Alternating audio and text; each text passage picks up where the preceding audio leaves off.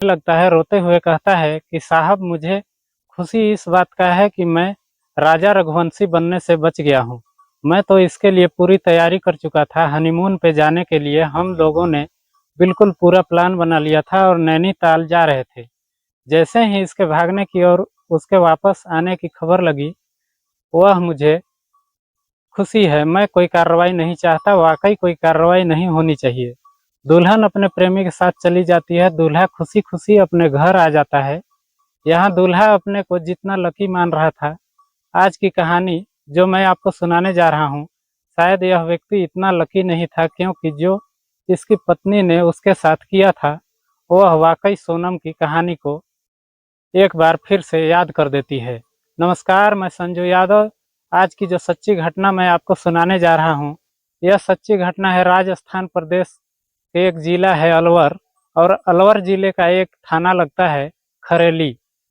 Kherli Kherli bypass की ये सच्ची घटना है। बात कर रहा हूँ 8 जून 2025 की सुबह लगभग 4 बजे के आसपास का वक्त रहा होगा। एक घर से रोने की, चीखने की, चिल्लाने की आवाज़ें आ रही थी, और जैसे ही आसपास के लोगों तक यह आवाज़ें पहुंचती है, आसपास के लोग तुरंत ही वहां पर पहुंचते हैं।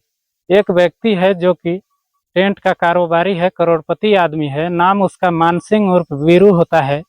उम्र जिसकी 47 साल के आसपास। उसकी तबीयत अचानक से खराब हो जाती है।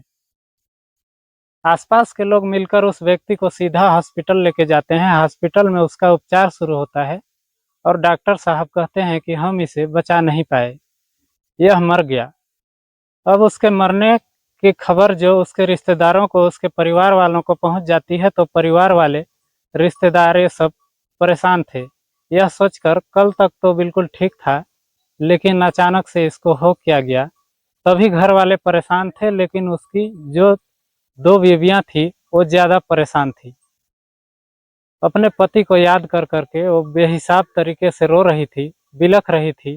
वो कह रही थी कि बच्चों का क्या होगा, हम लोग कैसे करेंगे, कैसे होगा, परिवार का भरण पोषण कैसे होगा। पत्नियों के रोने की आवाज़ें जब घर वालों तक पहुंचती है, तो घर वाले यानी कि इस मानसिंह उर्फ वीरू का छोटा भाई होता है, जिसका नाम खेमचंद होता है। खेमचंद जो निकटतम पुलिस स्टेशन पहुंचता है और जाकर कहता है कि साहब, हमें किसी पर कोई शक नहीं है, मेरे भाई की किसी से कोई दुश्मनी नहीं है, और बस हम यह चाहते हैं कि आप इस मामले की एक बार जांच करा दीजिए।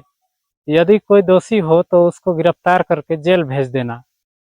यदि कोई दोषी ना हो तो कोई बात नहीं, बस हमारी तसल्ली के लिए आप इस मामले में एफआईआर दर्ज कर लीजिए। पुलिस ने इस मामले में एफआईआर दर्ज कर ली, और एफआईआर दर्ज इसलिए भी की क्योंकि ये जो आजकल इंदौर के रघुवंशी, जो सोनम रघुवंशी होती है और राजा रघुवंशी हैं, उनके मामले की जो लगातार ये चर्चाएं चल रही थी, तो कहीं ना कहीं परिवार वालों को शक था कि कुछ भी हो सकता है। 2 पत्नियां, पहली पत्नी के 2 बेटे होते हैं, एक बेटी होती है। दूसरी पत्नी के एक बेटा पहली पति से होता है, और एक बेटा बाद में हो जाता है। अब किसी पर इस तरह का आरोप तो लगाया नहीं था, लेकिन पुलिस को यह जब सूचना दी जाती है, तो पुलिस इस मामले की जांच पड़ताल में जुट जाती है। पुलिस ने जो पीएसओ होते हैं धीरेन्द्र सिंह गुर्जर, आईजी और एसएसपी के आदेश के अनुसार एक टीम गठित की जाती है। टीम मामले की जांच पड़ताल शुरू कर देती है। लगभग 150 से ज़्यादा सीसीटीवी कैमरे खंगाले जाते हैं। साथ ही इनसे जुड़े हुए जितने भी लोग थे, चाहे दोस्त हैं या दुश्मन की श्रेणी में हैं, सभी से बारी बारी से पूछताछ की जा रही थी। कम से कम 100 से ज़्यादा लोगों की सूची थी जिनसे बातचीत की जाती है। साथ ही दोनों पत्नियों सहित परिवार के कई लोगों के नंबरों की डिटेल निकाली गई। इनसे किस किस बातें करते हैं, क्या है, ताकि कोई ना कोई, कुछ ना कुछ मिल सके। आखिरकार जो भाई को शक था, जो प्रेमचंद, उसने एफआईआर दर्ज कराई थी, उसके भाई का दांत टूटा हुआ था, और दांत टूटने से ही कहीं ना कहीं उसको शक हो जाता है कि भाई के साथ कुछ अनहोनी है, कुछ ज़्यादा ही गलत हुआ है। पुलिस इस मामले की जांच पड़ताल कर रही थी। 1, 2, 3 दिन बीत जाता है। आखिरकार सीडीआर की रिपोर्ट आ जाती है, और रिपोर्ट से पता चलता है कि जो दूसरी पत्नी है, जिसका नाम अनीता है, दरअसल वो एक व्यक्ति जो कि कचौड़ी वाला है, कचौड़ी लगाकर अपना परिवार का भरण पोषण करता है। नाम उसका काशीराम उर्फ काशी होता है, जो कि सूर्यनगर का निवासी होता है। बहुत सारी बातें हो रही थी और यह बातें थोड़े बहुत दिनों से नहीं, लगभग 4 साल से लगातार ऐसी बात कर रहे थे जैसे मियाँ और बीवी करते हैं।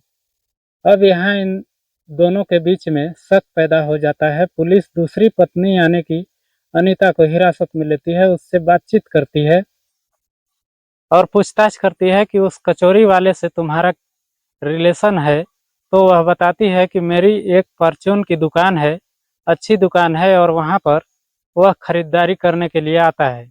जो भी कचौड़ी वगैरह का सामान होता है वो मेरे यहाँ से लेके जाता है और उससे उधार खाते वगैरह सब चलता रहता है। तब पुलिस उससे पूछती है कि बाकी सब ग्राहकों से भी ऐसी बातें करती हो या सिर्फ इसी ग्राहक से ऐसी बातें करती हो। आखिरकार पुलिस ने जब उस महिला से सख्ती से पूछताछ करना शुरू किया है, तब वो कहानी बताती है। दरअसल उस महिला को मर्दों की लत लग चुकी थी। लत ऐसी कि पहले उसकी शादी होती है, उससे एक बेटा पैदा हो जाता है। उसका पति पहला वाले से पसंद नहीं आता। इसी बीच में उसकी मानसिंह उर्फ वीरों से मोहब्बत हो जाती है। मानसिंह उर्फ वीरू से प्यार होता है, शादी कर लेती है। शादी के बाद उसको एक बेटा पैदा हो जाता है और यह प्यार ज़्यादा दिन तक नहीं चल पाता। फिर कचौड़ी वाले से प्यार हो जाता है, यानी कि तीसरा व्यक्ति जिसको जिंदगी में आ जाता है। दोनों प्यार मोहब्बत दोस्ती ये सब चीज़ें होने के साथ अवैध संबंध भी स्थापित हो जाया करते थे। और जब जब इनको मौका मिलता था, जब जब ये अकेले होते थे, तन्हा होते थे, तो कचौड़ी वाला भी इसके पास आ जाया करता था, जिसका नाम काशीराम उर्फ काशी होता है। आखिरकार इनके प्यार मोहब्बत ये सब चल रहा था और इस घटनाक्रम से 1 साल पहले आखिरकार इसके पति यानी कि वीरू को यह पता चल जाता है कि उसकी पत्नी अनीता का काशी के साथ कुछ चक्कर चल रहा है, इनके अवैध संबंध हैं। इसने इस बात का विरोध किया और उसने मिलने पर, उनके बात करने पर पाबंदी लगा दी। उसने कहा कि कोई भी तुम्हारा दुकान पर खरीदारी कर सकता है, लेकिन काशी नहीं। इसी बात को देखते हुए आए दिन घर में झगड़ा होता था। जब काशी को लगने लगा कि वो प्रेमिका से यानी कि अनीता से मिल नहीं पा रहा है, तब इन दोनों ने प्लान बनाया कि क्यों ना इस वीरू को रास्ते से हटा दिया जाए। और इसके लिए तारीख तय की जाती है और पूरी प्लानिंग की जाती है। प्लानिंग कुछ इस तरह से होती है कि भविष्य में यह कभी पकड़े नहीं जाएंगे। और सटीक प्लानिंग के साथ आखिरकार वो तारीख होती है 8 जून 2025 की। वो रात थी। जैसे ही ये वीरू अपनी पत्नी के साथ कमरे में सोने के लिए चला जाता है, तो इसने मेन दरवाज़ा, ये पहली पत्नी अलग रहती थी, दूसरी पत्नी अलग दूसरे घर में रहती थी। अब ये जब दूसरी पत्नी के साथ है, 8 जून 2025 की उस रात में दरवाज़ा खुला हुआ था। अब यहाँ प्रेमी अपने साथ 4 किलर्स को लेके आता है, जिनको उसने 1 लाख की रकम दी हुई थी कि आज एक आदमी को निपटाना है। आराम से बैठ के तसल्ली से शराब पीते हैं। शराब पीने के बाद फिर वो कत्ल करते हैं। अब यहाँ कत्ल करने में जो वीरू का कत्ल होता है, उसमें काशी की पूरी भूमिका थी और उसकी जो प्रेमिका यानी कि मरने वाली की जो पत्नी है अनीता, उसकी भूमिका होती है। वह हाथ पैर पकड़ते हैं और उसके बाद फिर तकिए से और तौलिए का रस्सा बना के गला घोटा जाता है। और इसी बीच में जब वो बचाने की कोशिश कर रहा था, तो इसी बीच बजाय बचाने में जब उसको घूसा मारा जाता है, तो उसका दांत टूट जाता है। यहीं से मरने वाले की भाई खेमचंद को शक होता है और वो पुलिस में एफआईआर दर्ज कराता है और पुलिस मामले की जांच करके आखिरकार दूसरी पत्नी को गिरफ्तार करती है, उसके प्रेमी को भी गिरफ्तार करती है। और प्रेमी के साथ जो 4 और लोग थे, उनमें से एक तो इस खबर के पढ़े जाने तक गिरफ्तार कर लिया जाता है, बाकी अन्य की भी तलाश हो जाती है। और जैसे इस घटनाक्रम का खुलासा 15 जून 2025 को होता है, अगले दिन अखबारों के माध्यम से लोगों को पता चलता है, तो कहीं वही कहानी याद आने लगती है। मध्य प्रदेश के इंदौर शहर की सोनम रघुवंशी किस तरह से अपने पति को लेकर लगभग 2200 किलोमीटर दूर शिलांग जाती है और वहां अपने प्रेमी के 3 दोस्तों के साथ मिलकर अपने ही पति का कत्ल करा देती है। और इस बात की कहानी आज पूरी दुनिया जान रही है।